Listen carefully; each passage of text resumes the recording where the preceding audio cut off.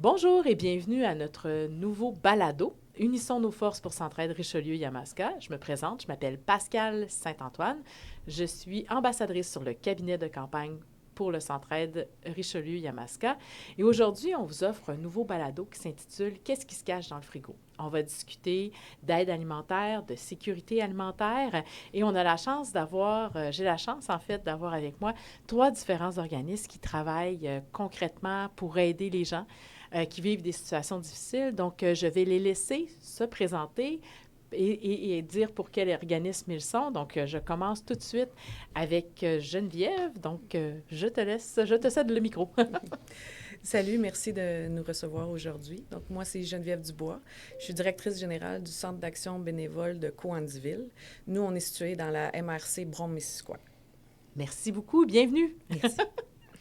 Bonjour Pascal, merci de me recevoir aussi.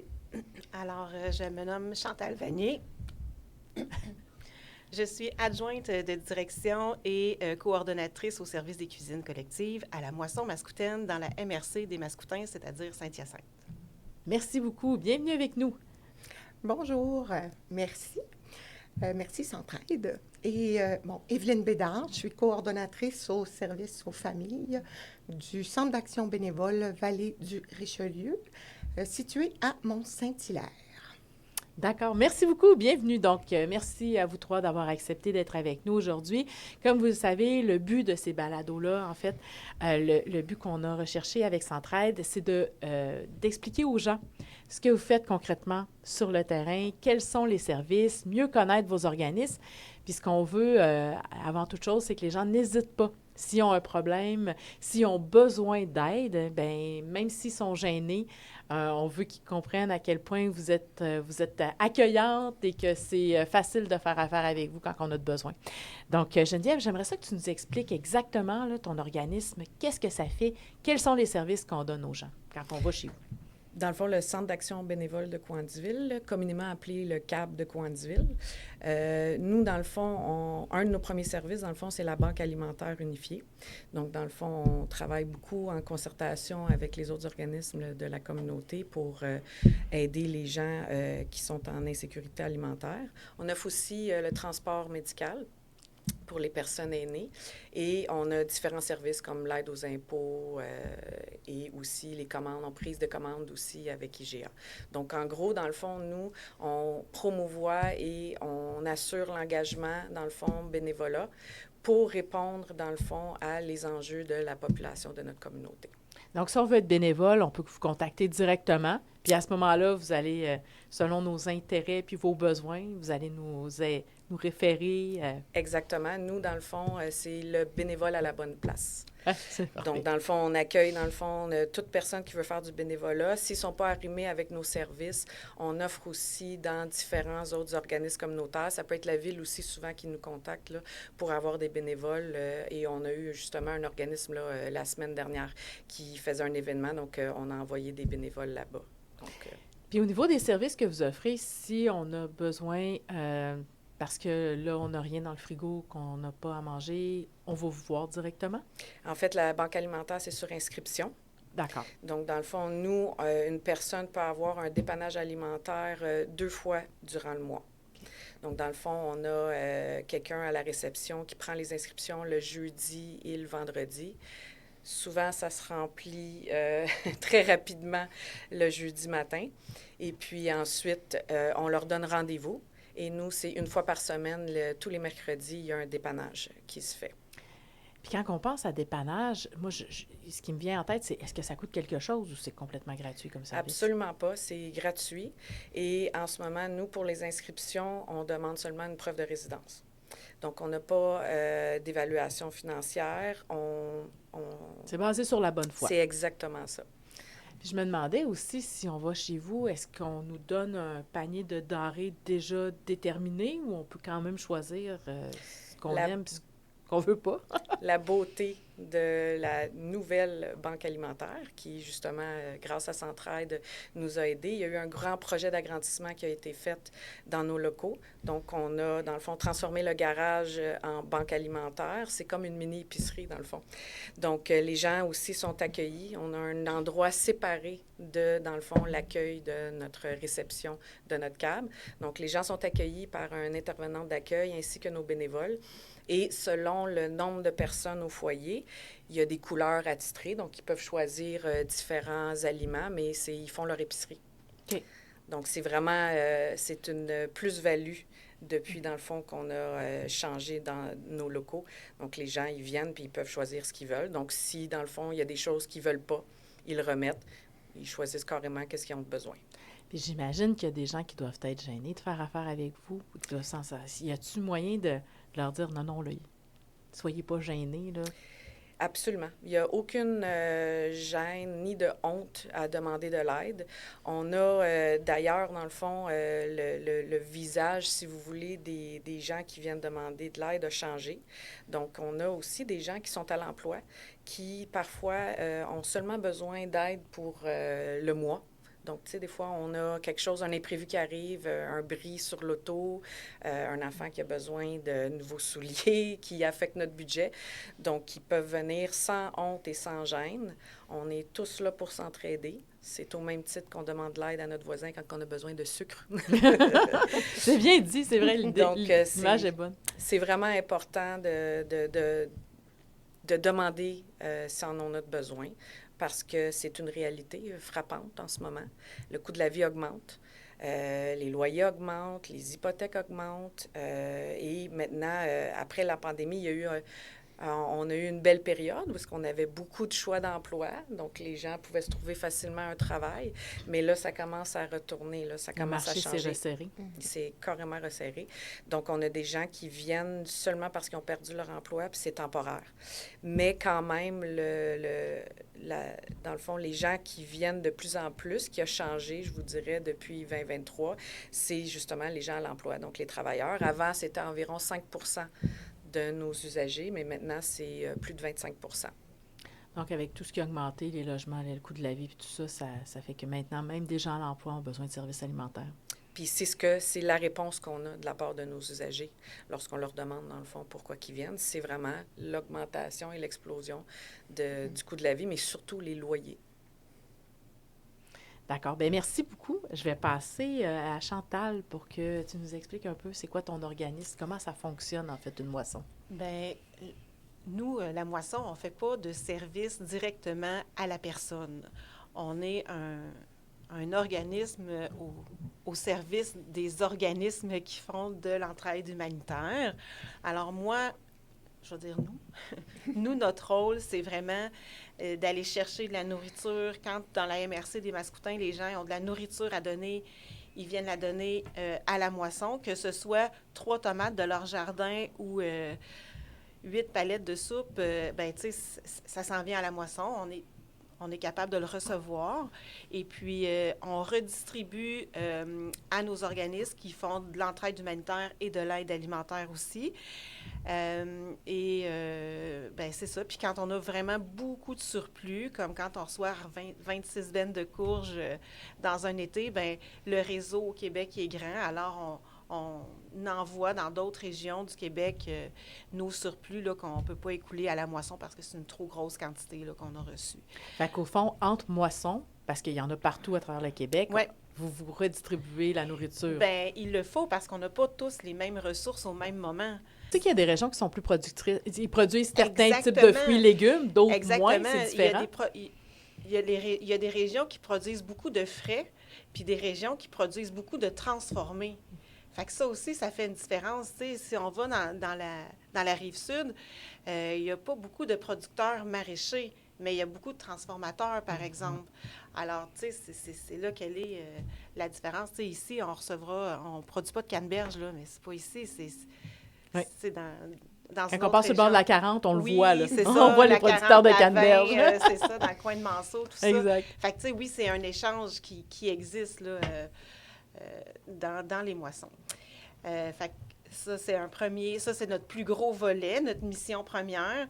Puis, on offre aussi un service là, de cuisine collective où est-ce que j'ai 32 groupes de cuisine collective en action sur le territoire de la MRC. Alors, j'ai des animateurs de cuisine collective qui vont dans toutes les municipalités et dans tous les quartiers faire des cuisines collectives avec des résidents de cet endroit-là, alors à tous les jours. Et puis, c'est ça, ils se regroupent puis cuisinent ensemble. Puis, J'ai des questions par rapport à ça. Ça m'a toujours super fascinée. La nourriture qu'on cuisine, on arrive avec ou est là-bas? Est-ce que ça coûte quelque chose? Ça dépend. Je vais parler pour la moisson mascoutaine. Il y a des endroits que ça se passe autrement, OK? Puis c'est bien parfait. Nous, les gens arrivent avec seulement leur contenant pour rapporter la nourriture chez eux. OK? Fait que si on a choisi de faire des lasagnes, je vais leur demander d'apporter un plat à lasagne, je vais leur demander d'apporter un contenant pour ramener la soupe chez eux. Alors, c'est ça. On cuisine toujours, dans notre contexte à nous toujours, 4 recettes. Une recette d'entrée, soit une soupe, une salade, parfois un plat d'accompagnement aussi. On cuisine toujours 2 plats principaux, puis on cuisine toujours aussi un dessert ou collation.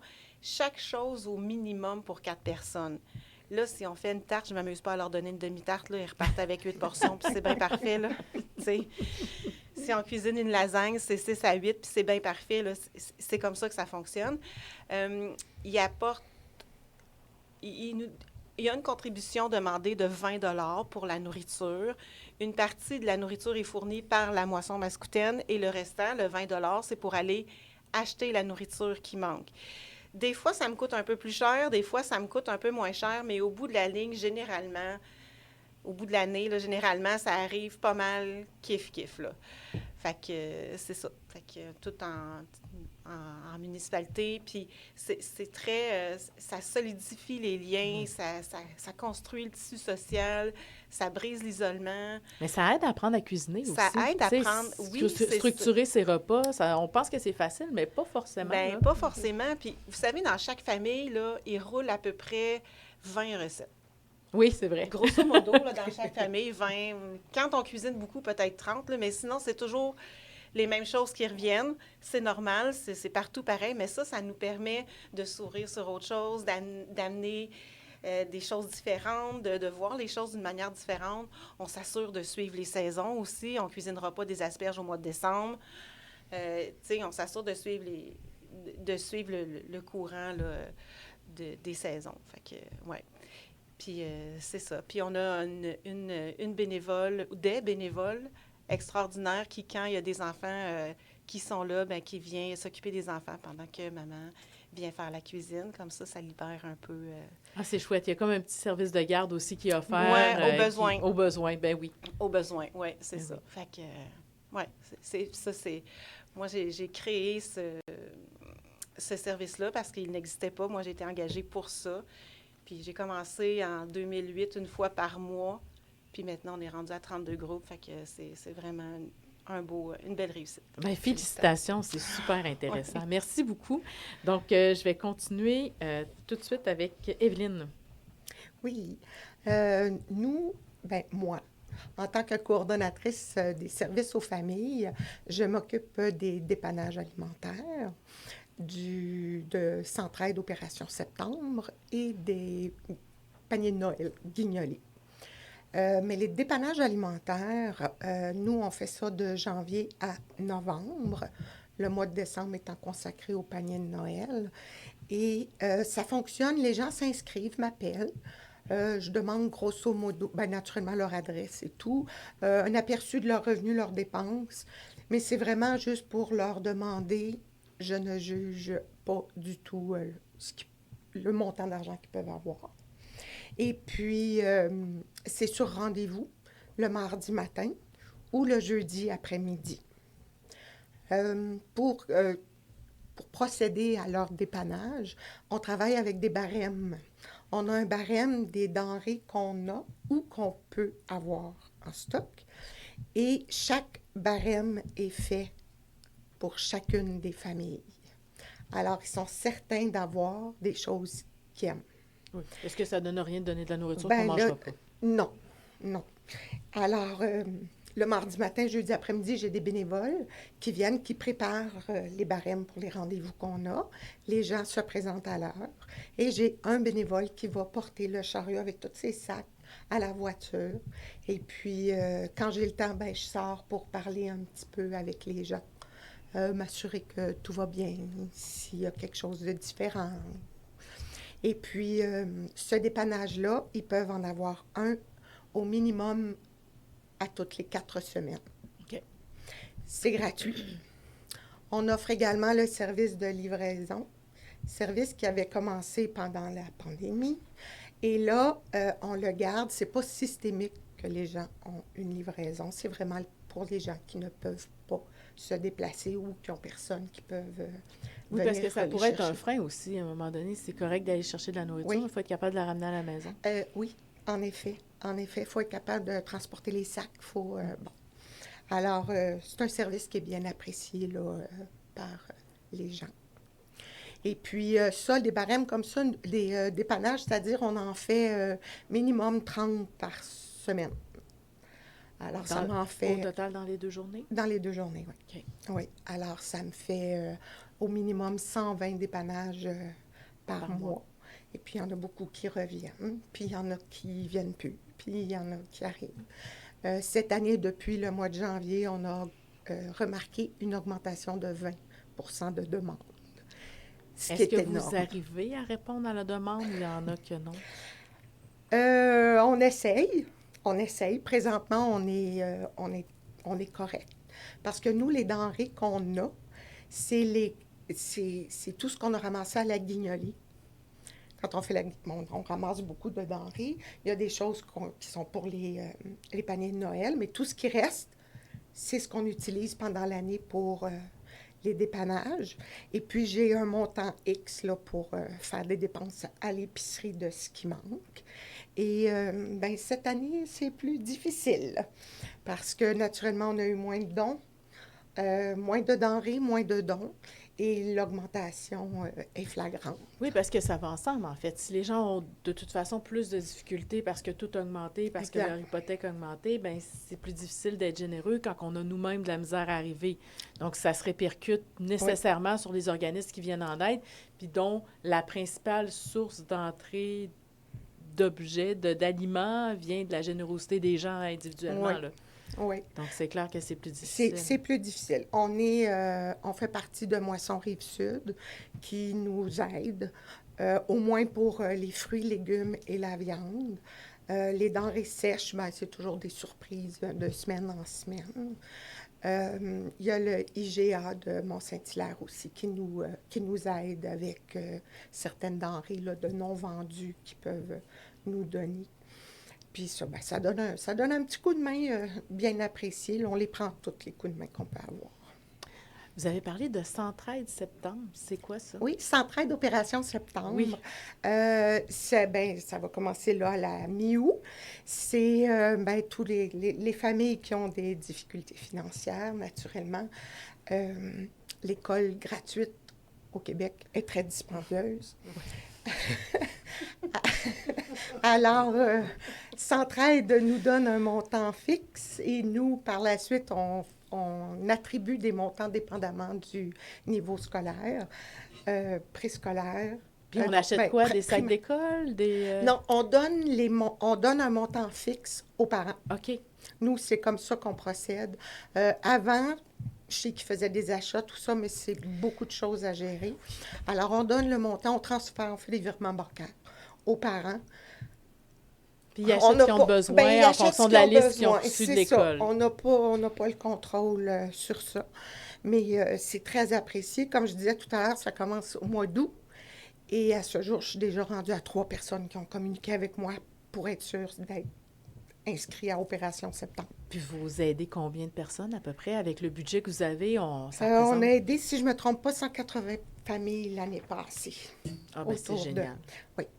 C'est génial. Oui. Bien, félicitations. Oui. Je ne savais pas que ça existait. C'est super. Oui, c'est super. Puis merci à Centraide de nous donner cette possibilité-là. Bien, oui.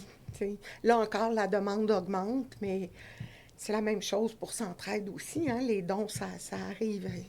Ils font ce qu'ils peuvent avec ce qu'ils ont. Fait que le montant, il reste le même, mais au moins, on l'a. on est bien contents. Merci beaucoup. J'aimerais revenir, on en a parlé un petit peu, mais j'aimerais que vous nous parliez de voir, est-ce que c'est plus qu'avant? Est-ce que les gens ont plus de besoins? Qu'est-ce qu'on sent comme impact sur le terrain? Puis, au niveau des gens qui viennent vous voir puis qui font appel à vos organismes, on parle de jeunes, on parle de personnes plus âgées, c'est plus souvent des femmes, des gens en situation d'itinérance. Ça ressemble à quoi exactement, la clientèle que vous aidez? Bien, moi, je voulais faire du pouce sur ce que Evelyne disait. Nous aussi, dans le fond, les demandes, nous, on peut à peu près avoir 80, on peut, dans le fond, répondre à 80 environ demandes par semaine, mais on a à peu près 100 demandes. Donc, on a une liste d'attente qui a été commencée depuis 2022, ce qui n'avait jamais été vu. Notamment, comme que je disais plus tôt, oui, il y a des travailleurs maintenant, des gens qui ont du travail, mais je dirais aussi, dans le fond, on a nos chers immigrants qui arrivent ici, qui viennent s'installer en région, parce qu'il n'y a plus nécessairement de place dans les grandes villes à Montréal. Donc, mais il y a des besoins de main-d'œuvre aussi. Il y a des besoins de main-d'œuvre. Les employeurs les attirent. Les gens qui ont besoin des travailleurs étrangers, c'est des gens qui, en région, on en a de plus en plus. Fait que c'est normal qu'ils ne soient pas nécessairement à Montréal parce qu'on a besoin d'eux en région pour travailler. Puis il y a plusieurs types aussi d'immigrants qui viennent ici. Puis ça apporte tellement une belle richesse culturelle, donc c'est super important. Mais ce que ça fait, c'est que dans le fond, c'est sûr que ça fait un peu plus exploser la demande. Donc on doit répondre dans le fond à ces besoins-là. Donc justement, le dépannage avant, il était aux semaines. Donc on essaye de le faire maintenant. On n'a pas eu le choix de le faire aux 2 semaines. On ne veut pas pour l'instant le changer au mois, mais on a vraiment les mêmes réalités, nous aussi. C'est qu'une chance qu'on a les moissons, une chance que les moissons existent, qui nous soutiennent énormément. Nous, c'est Moissons Grimby, qui, dans le fond, nous donne, là, c'est avec aussi l'aide du IGA d'Egno à Cowansville et d'autres petits commerces locaux, mais c'est plus de 116 kg, là, 116 000 kg, dans le fond, qui est redistribué en denrées. On parle de plus d'1 million de dollars. Donc, mais ça, on ne sait jamais qu'est-ce qu'on a non plus. Donc, il y a aussi la variété, dans le fond, qui dépend beaucoup. Mais c'est ça, c'est qu'on doit faire face, dans le fond, à une augmentation qu'il était à environ, il y a 2 ans, on avait à peu près 50 demandes, donc ça l'a doublé. Ah, mon Dieu, en 2 ans seulement? En 2 ans seulement, ça l'a doublé. Donc, et c'est ça, c'est que les gens qui viennent, ça l'a un peu changé du... qu'on appelle un peu classique, que j'aime pas utiliser ce terme-là, là, mais les gens qui sont sur l'aide sociale. La clientèle habituelle, c'est diversifié. C'est ça, tu sais, les personnes aînées qui sont parfois, qui ont des toutes petites pensions, qui sont seules, qui vivent dans des conditions assez difficiles. Puis, on a aussi des gens qui ont de l'invalidité. Donc, là, ça a un peu changé. Donc, c'est vraiment, là, dans le fond, ça, je crois, qui fait en sorte que nous, selon nos statistiques et un peu selon nos questionnaires qu'on a remarqués, dans le fond, par rapport à nos demandeurs là, pour notre service d'aide alimentaire. Oui, parce qu'au fond, c'est pas très compliqué, là. Un budget, c'est le revenu que tu reçois, puis les dépenses, ben c'est ce que tu dois payer pour vivre. Fait que si le logement augmente, si quand on va à l'épicerie, tout augmente de 1, 2, 3 dollars, à la fin de la semaine, à la fin du mois, il en manque pour arriver. Puis on peut pas retarder les paiements sur des comptes qu'on a comme Hydro, des choses comme ça. À un moment donné, il y a une limite parce que sinon, on va se le faire couper. Fait que souvent, une des premières places qu'on coupe, c'est dans la nourriture parce que c'est ce qui nous reste. Puis c'est pour ça qu'on vient vous voir, en fait, parce que là, on n'arrive plus.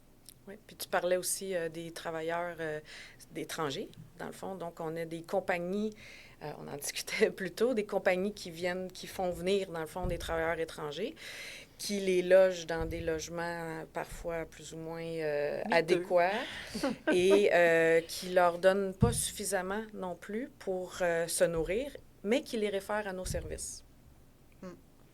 Fait qu'au fond, au lieu d'assumer pleinement le fait que ces travailleurs-là viennent, bien, ils utilisent les organismes communautaires, puis ils vous les réfèrent. Et comme on le fait si bien. Mais il y a c'est pas normal que les organismes communautaires soutiennent à ce point-là les paliers de gouvernement pour tant de choses que ça, là, tu sais. Puis moi, pour continuer au niveau du nombre de dépannages alimentaires, en termes de de dépannage régulier, nous, on a, mes organismes, là, c'est environ 275 par semaine. Et puis, dans les dépannages d'urgence, là, où est-ce que c'est là maintenant et pas demain, j'en ai à peu près 25 par semaine. Tu sais, mes organismes, là, ce qu'ils me disent, là, c'est ça. Fait que nous aussi, la demande, elle est grande. On a un camion qui fait la tournée de tous les épiceries à tous les jours, 6 jours par semaine. On a un beau soutien de ce côté-là. On a des entreprises qui sont vraiment généreux avec nous du don corporatif. Mais ça se resserre de plus en plus aussi. Les dons corporatifs des grandes usines, l'équipement est plus performant, ils font moins de batch manqués, je vais le dire de même, là, ou qu'il manque 2 grammes dans une canne, ils ne peuvent pas la vendre. Là. Fait qu'on en a Ils sont meilleurs, fait qu'il y a moins de taux de rejet. Oui, mais tu sais, moi, je me souviens d'une époque où j'avais reçu 26 000 cannes de soupe parce qu'il manquait 3 grammes dedans puis ils ne pouvaient pas les vendre, tu sais. Fait que plutôt des jetés, ils nous les ont donnés, c'était parfait, on était prêts à vivre avec ça. Aujourd'hui, ça n'arrive plus, là. Tu sais, fait que ça, puis ça coûte cher aussi, là. Je veux dire, des dons comme ça coûte cher aux compagnies, ils perdent beaucoup d'argent avec ça, là. Puis les épiceries, bien, tu sais, avec les Food Hero, tout ça, on reçoit moins de nourriture, mais non seulement on en reçoit moins, mais elle est de moins belle qualité aussi. Fait que, tu sais, il faut vivre avec ça, là. Fait que la quantité de demande augmente, mais la quantité de ce qu'on reçoit, bien, il faut dealer avec. Il faut être créatif dans notre façon d'aller chercher de la nourriture. Puis nous, on s'est en allé vers le glanage, on s'est en allé vers différents partenariats. Le glanage, là, pour une néophyte comme moi, ça veut dire quoi? Ça veut dire qu'on a des partenaires producteurs maraîchers qui, quand ils laissent tomber leur champ parce qu'ils ont atteint leur quota, parce que le calibre est trop petit, parce que ce n'est plus payant d'aller ramasser dans le champ, il n'en reste pas assez pour que ce soit payant, ils nous appellent, puis ils nous disent, bon, ben moi, je laisse tomber mon champ de fraises, fait que si vous voulez venir cueillir des fraises, je vais avoir des fraises pour 2-3 jours. Fait que nous, on s'organise des bénévoles? Des bénévoles, des super beaux bénévoles, qu'on fait un appel à tous. Bon, ben là, on a des fraises à aller cueillir. On se donne toujours un délai de 48 heures. Quand le producteur nous appelle, on se donne un délai de 48 heures. On essaie de vérifier la météo quand elle est gentille avec nous pour ne pas aller cueillir sous la pluie. Et puis, c'est ça, fait qu'on ramasse. Puis, je veux dire, ça fait 2 années, c'est notre 3e année. On est déjà rendu à une dizaine de glanages, quand même. L'année dernière, puis l'autre année d'avant, c'était autour de 8000 kilos de nourriture qu'on est allé ramasser comme ça. La première année, 8000 kilos, on avait beaucoup de maïs, beaucoup de glanage de maïs sucré. L'année passée, on a eu 8000 kilos, mais presque pas de maïs. Fait que c'est beaucoup plus de travail parce que c'est des petites choses, là, tu sais. Fait que qu'est-ce qu'on va glaner? Des fraises, des camerises ces temps-ci, des framboises, des choux, des patates douces, de la rhubarbe, du maïs, des bleuets, de la fleur d'ail, de l'ail. Mais moi, je trouve ça fantastique parce qu'on ne peut pas laisser pourrir ça dans les champs. Là. C'est nécessaire. La moisson a eu la possibilité d'acheter des terres agricoles pour pouvoir cultiver, puis c'est quelque chose qu'on s'est assis, on a réfléchi, puis on s'est dit, bon, ben, tu sais, nous, avec la quantité de producteurs de légumes qu'il y a dans notre région, on va-tu reproduire encore, aller chercher des spécifications, des qualifications, investir des ressources pour ça, alors qu'il y a des trucs qui pourrissent dans les champs ou des trucs qui ne sont pas cueillis. Fait que nous, on a... Puis ce qui est possible de faire pour nous aussi. Fait que nous, dans ce contexte-là, on a choisi d'aller vers le glanage. C'est un super beau projet. C'est un projet qui demande du travail, par exemple, parce que parfois, après le glanage, il faut conditionner. Tu sais, on ne peut pas juste dire, tu sais, quand tu reviens avec... vous voyez, hier, ils sont revenus avec 67 kilos de camerises, là. 67 kilos de camerises, tu ne distribues pas ça dans une journée, là. Tu sais, c'est beaucoup de camerises, là. Fait que, tu sais, il faut conditionner, il faut congeler, il faut... Tu sais, c'est tout ça qu'il faut réfléchir, là. À qui on le donne, comment on le donne, il faut étiqueter, il faut... Tu sais, puis après ça, on ne va pas dans les champs si... on n'a pas assaini avant. Fait que tous nos bacs, le camion qui va dans le champ, les souliers, il faut tout désinfecter ça avant de retourner dans un autre champ parce que la biosécurité, elle est super importante. Puis il n'y a pas un producteur qui veut qu'on apporte Non, de la maladie dans leur champ. Complètement. C'est bien normal. Là. Ouais. Mais c'est très intéressant de voir, d'abord la débrouillardise, et ensuite de ça, de voir tout le travail qu'il y a derrière ça. C'est pas si simple. C'est pas si simple, mais c'est une belle façon d'aller chercher des denrées fraîches. Complètement. Puis moi, pendant les paniers de Noël, l'année dernière, on a distribué des bleuets qu'on avait glanés dans l'année. Fait que ça amène quand même une possibilité d'avoir des denrées. Puis des bleuets congelés dans les paniers de Noël, là, on n'a pas ça souvent. Là, mais j'avais la possibilité de le faire. Fait que c'est ça. Moi, là, j'aimerais ça, parce que tantôt, on a jasé un peu entre nous, puis j'aimerais ça comprendre la différence entre la sécurité alimentaire, l'insécurité alimentaire, puis l'aide alimentaire. Parce que pour moi, ça se ressemble beaucoup, puis je connais pas beaucoup ça. Fait que, est-ce qu'on peut m'aider à comprendre la différence? La sécurité alimentaire, c'est un contexte. L'insécurité alimentaire, c'est un état, puis l'aide alimentaire, c'est une action. Et je m'explique. Allez-y, je veux plus de détails. L'aide alimentaire, c'est l'action d'aider les gens qui sont en difficulté, qui vivent des vulnérabilités, qu'elles soient cognitives, financières, etc. Alors, l'aide alimentaire, c'est vraiment eux qui vont prendre action, qui vont aider ces gens-là. C'est un plaster sur le bobo. C'est un plaster sur le bobo. L'insécurité alimentaire, c'est l'état dans lequel ces gens-là se retrouvent. Donc, ils n'ont pas la possibilité d'avoir ou d'accéder à de la nourriture saine, de qualité et en quantité suffisante. Ça, c'est un état. La sécurité alimentaire, c'est le fait que, justement, les gens aient cette possibilité-là. Alors, qu'est-ce qui construit la sécurité alimentaire? C'est quelque chose qui se construit. Bien, c'est quand on a assez d'argent, c'est quand on est assez mentalement disponible et capable de prendre en main, de faire en charge notre budget, capable de prendre les décisions sur qu'est-ce qui est bon pour moi, qu'est-ce qui ne l'est pas, tout ça. Fait que ça, on construit une sécurité alimentaire. Ça m'amène à parler, en fait, tantôt on en a parlé, mais de gaspillage. Puis vous l'avez abordé, vous dites, hey, on a tout ici, bien oui, mais on gaspille, on le redonne pas, on le redistribue pas. Bien, puis... je voulais faire du pouce justement sur ce que Chantal disait au niveau du glanage, puis aussi le fait que la crise actuelle, là, c'est pas une fatalité, elle est inévitable. Mais elle est inévitable si le gouvernement, dans le fond, il investissait dans le développement, mais aussi la pérennité des organismes communautaires. Et puis, justement, moi, je félicite votre moisson, de l'initiative aussi de dire, moi, je ne vais pas aller cultiver. Je vais aller où est-ce qu'il y a de l'anti-gaspillage. Et puis, nous, dans le fond aussi, on fait partie, dans le fond, du projet anti-gaspillage Brome-Missisquoi. Donc, avec 5 CAP de la région, on envoie des bénévoles, dans le fond, dans les maraîchers et les fermes locales pour aller chercher, dans le fond, les surplus et les invendus qui sont ramenés ensuite à un endroit, un point, qui est un stationnement, qui est redistribué au niveau des câbles pour les banques alimentaires, mais aussi pour les cuisines.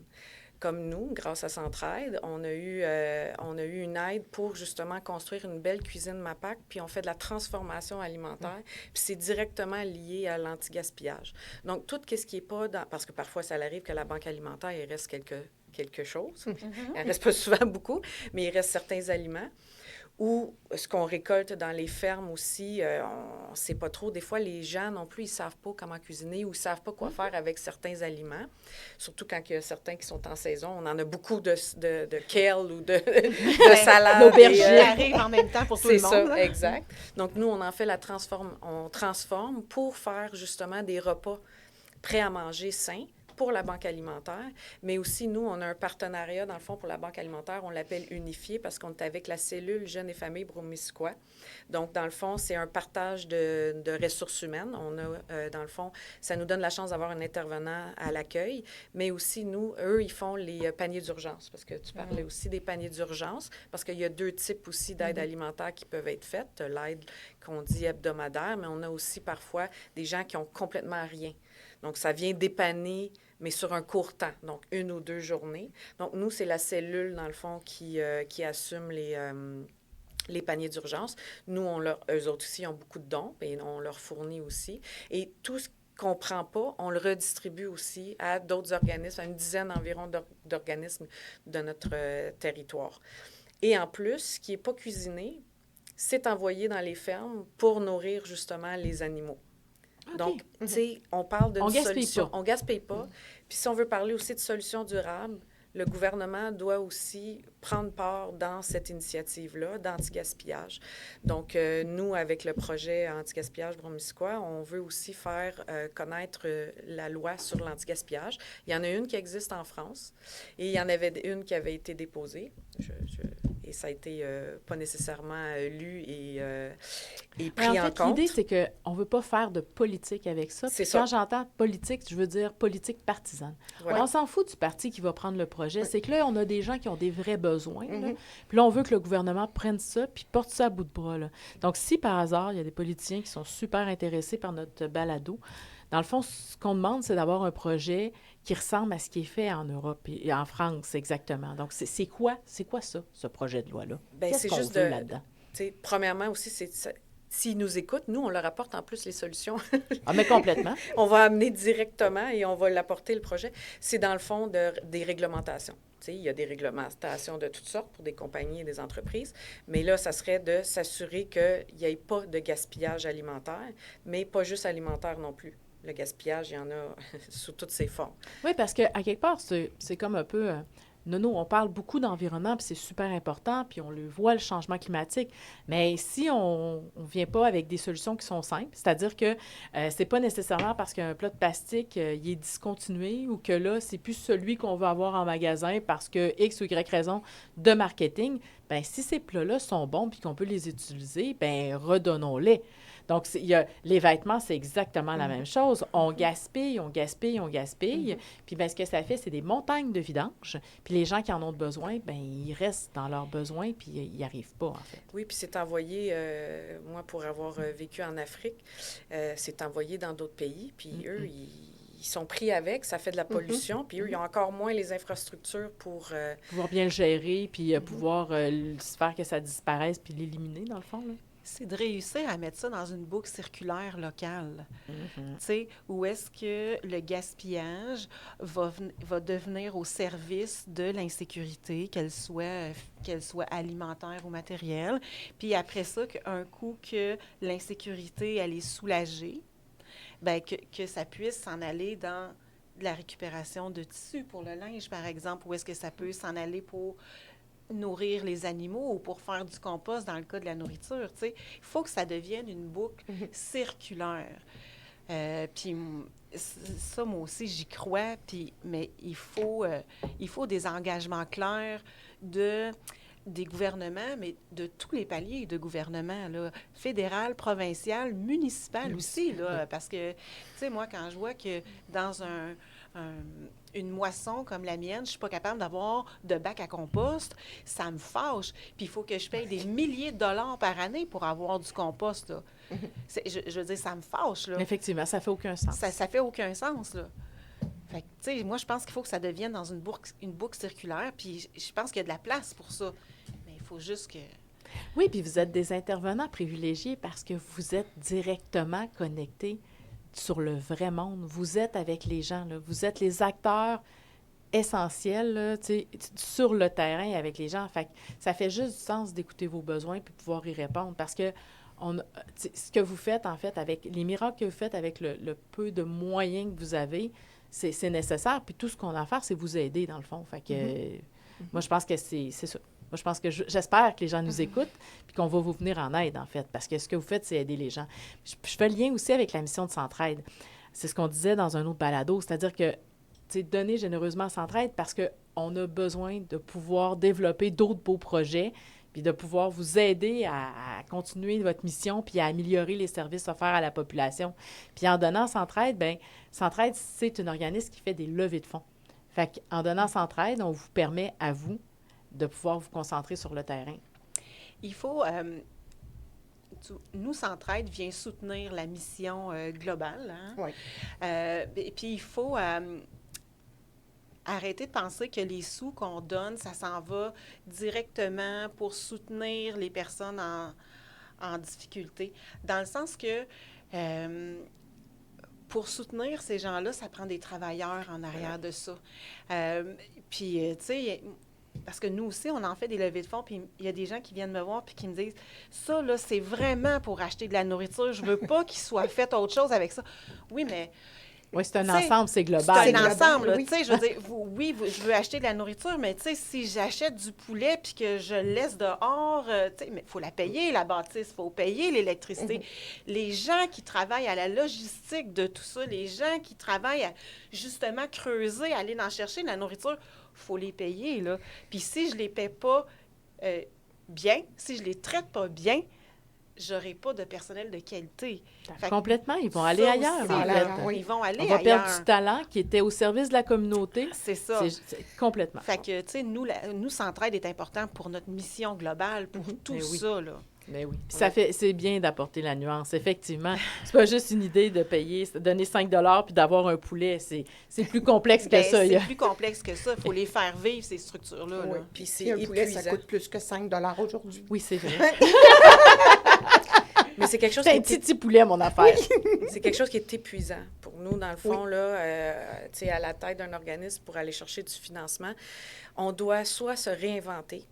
Les subventions que le gouvernement souvent donne ou d'autres fondations, on doit toujours présenter des projets différents. Qui ne soutiennent pas le salaire. Exact. Puis on a besoin de ressources humaines. Oui, puis souvent, le temps que vous faites des subventions en subvention, ben vous perdez du temps. Parce que pendant que vous faites ça, ben vous ne faites pas d'autre chose. Exact. Puis aussi, sans l'aide de nos précieux bénévoles, on n'arriverait pas. Donc, c'est vraiment, dans le fond, moi, c'est ce qui me nourrit, dans le fond, à tous les jours, c'est de voir vraiment l'esprit de collaboration entre les travailleurs, les bénévoles, les acteurs du communautaire, puis même les usagers.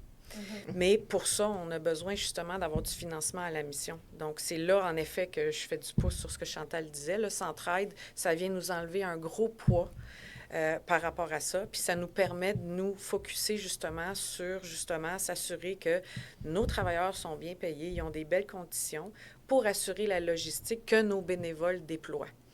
Donc, c'est vraiment un... Oui. Puis on dit souvent qu'on a besoin de bénévoles.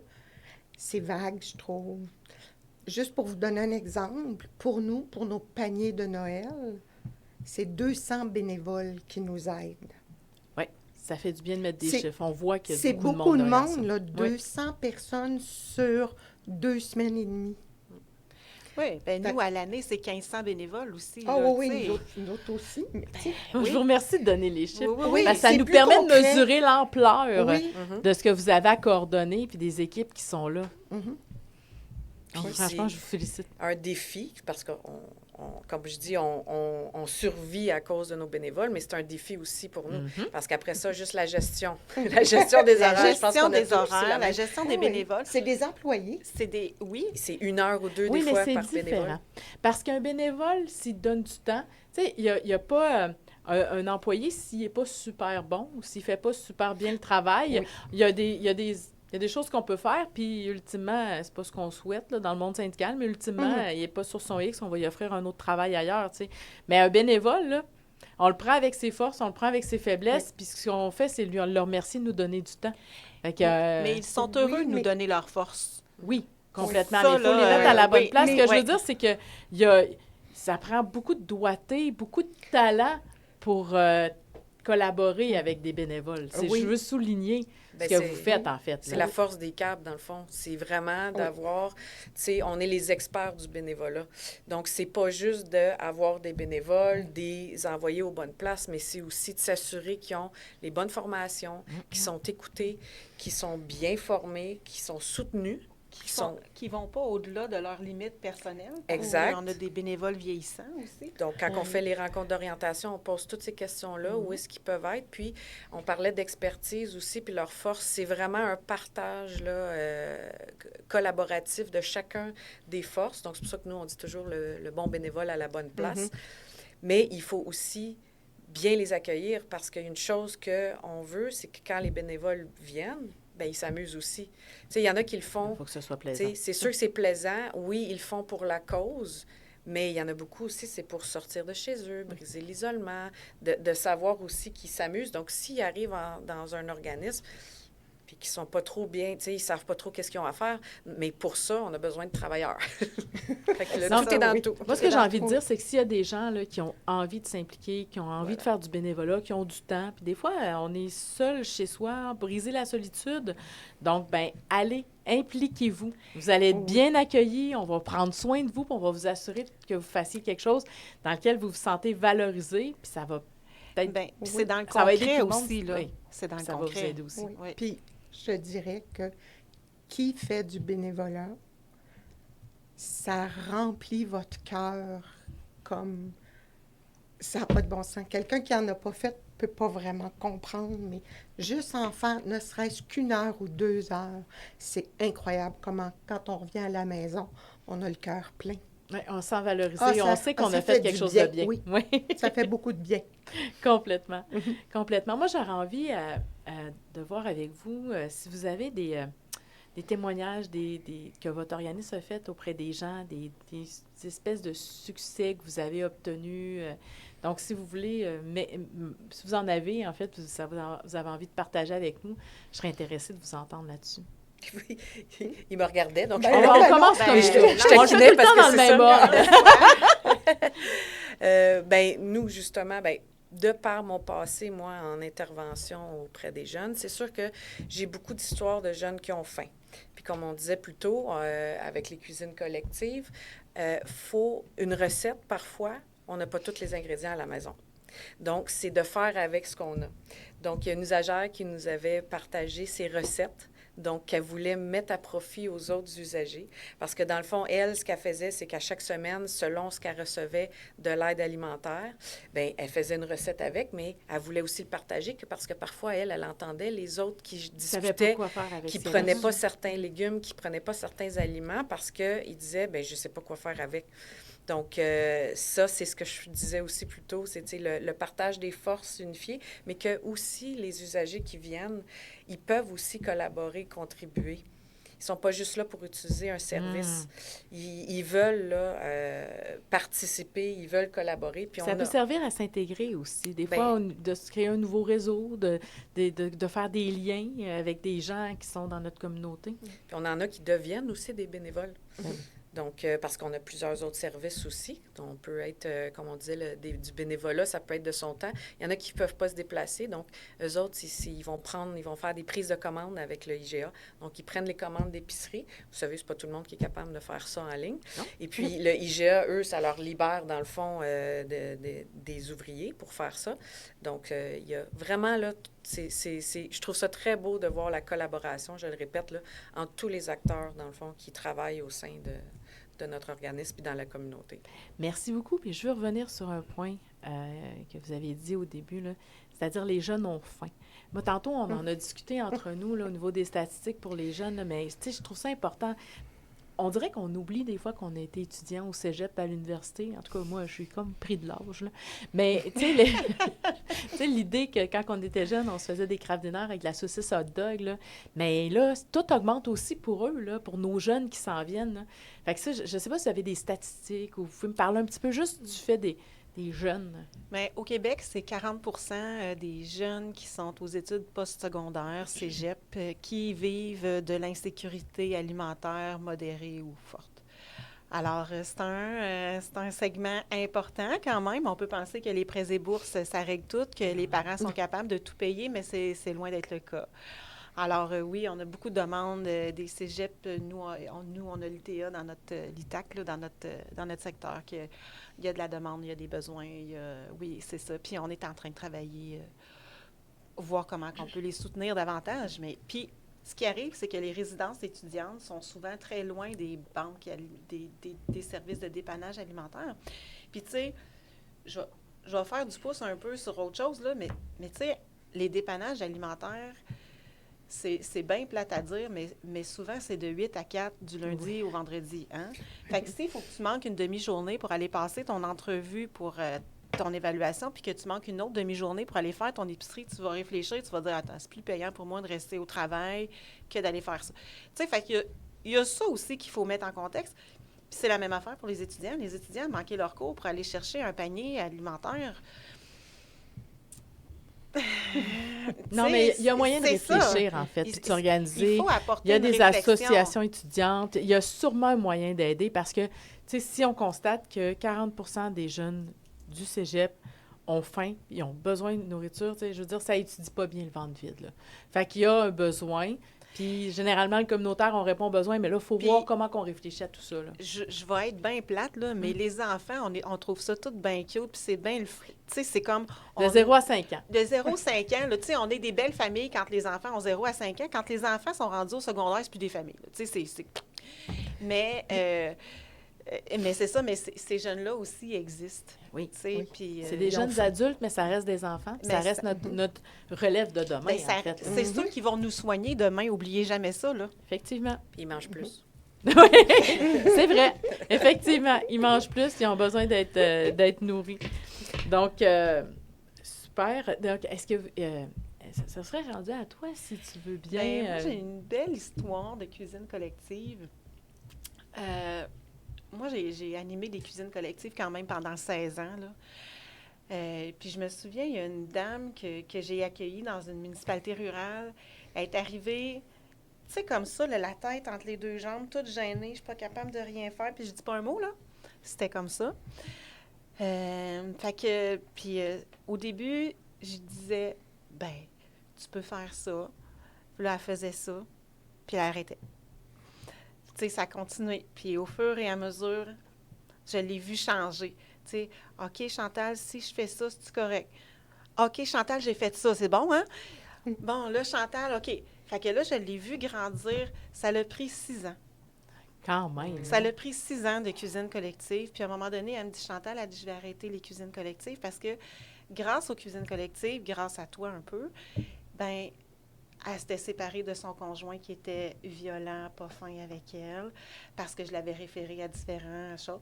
Elle a repris confiance en elle, à tout ça. Fait qu'au bout de 6 ans, elle me dit, ben, tu sais, Chantal, là, elle dit, je me suis trouvé un emploi. Fait que là, elle dit, je m'en vais en emploi, puis mais elle dit, je voulais te remercier pour tout ce que tu as fait pour moi, parce que grâce à ça, c'est toi qui m'a prouvé que j'étais capable de faire quelque chose. Elle a retrouvé de la valeur À à leur travers ce trouver, qu'elle a fait. la valorisation. Ça, pour beau. moi, c'est la plus belle histoire. Bravo. Puis Oui. j'ai réussi ça en 16 ans de carrière, là. Je trouve que... Ça valait la peine. Ça valait la peine, oui. Merci beaucoup.